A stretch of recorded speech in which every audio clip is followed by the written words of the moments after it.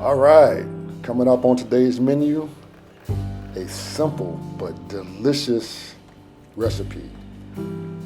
Easy to make, but it's definitely long on time, so you're gonna need a little bit of patience. Nice, slow and low. Jamaican Oxtail Stew. Yo, what's up? It's your guy Marwin through Fidelity. Today I'm making my version of Jamaican Oxtail Stew. So if I'm doing it, it's gonna be bold and rich with flavor, and the texture is gonna be on point, meaning it's gonna be super tender, almost butter-like as far as eating these oxtails. This is a dish that I normally make in the Instapot, but today I'm gonna do like a slow braise in the oven, low temperature, and it's really about time. There's time and flavor, there's also the time element just of like how long it's gonna take. So be patient, and you're gonna get great tender results. Let's get to it. Prep's gonna be minimal, mostly dicing onions and trimming the fat off the oxtail. Like not all the fat, but just the excess part. So I keep it simple to start. I got a spice mix of salt, pepper, garlic powder, and allspice that I'm gonna use to season the oxtail with. Then I'm gonna add some allspice berries for that really Jamaican flavor. Got some browning sauce, along with some soy and some Worcestershire sauce that I'm gonna use to get all of that umami flavor in a deep overnight marinade. I always add my pepper in early. I keep a whole pepper plus some fresh thyme. I don't cut the pepper because I don't want the heat. I just want the essence of that flavor to kind of just add a little bit of that sweet but not so heat pepper vibe.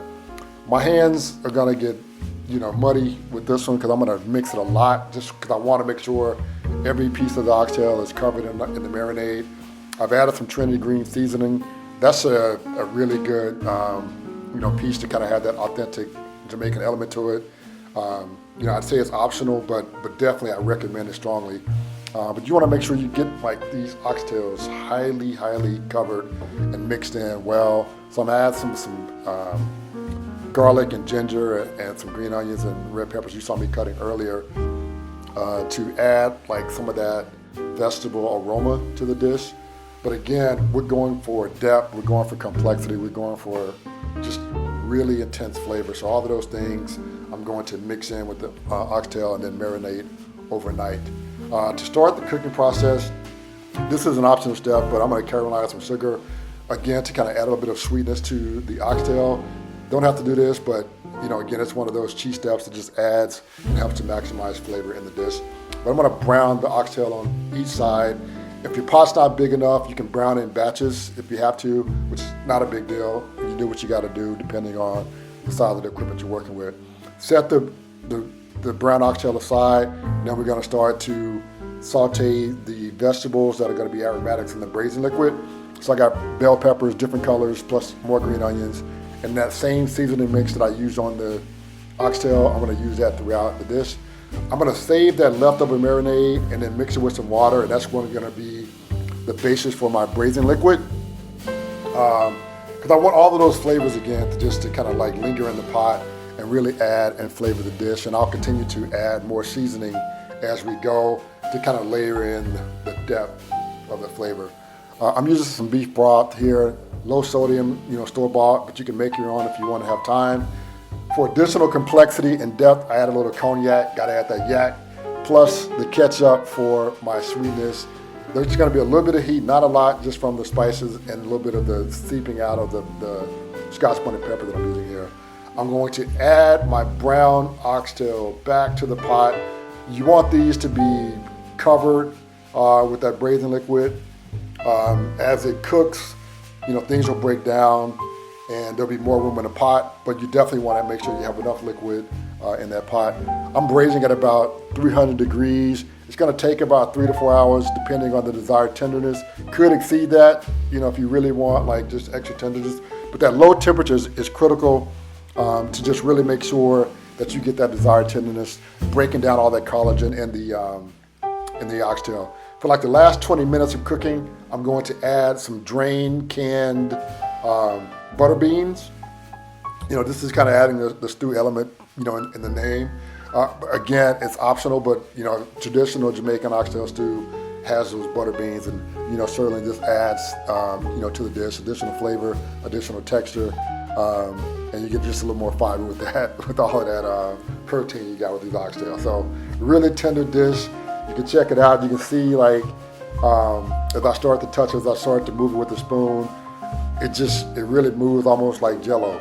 You see me just pulling it apart tender, flavorful, just a lot going on here in that pot. So now here's the part with the gravy. So for me, I take some cornstarch and take some of that liquid, braising liquid out and mix it with the cornstarch, make a little slurry, and then after removing the oxtail from the pot, I'm gonna add that slurry to all that's left, and then heat it for about 5 to 10 minutes to thicken the liquid to have that consistency that I want, because I really want it to be gravy-like thickness with that remaining liquid. So I'm gonna plate this.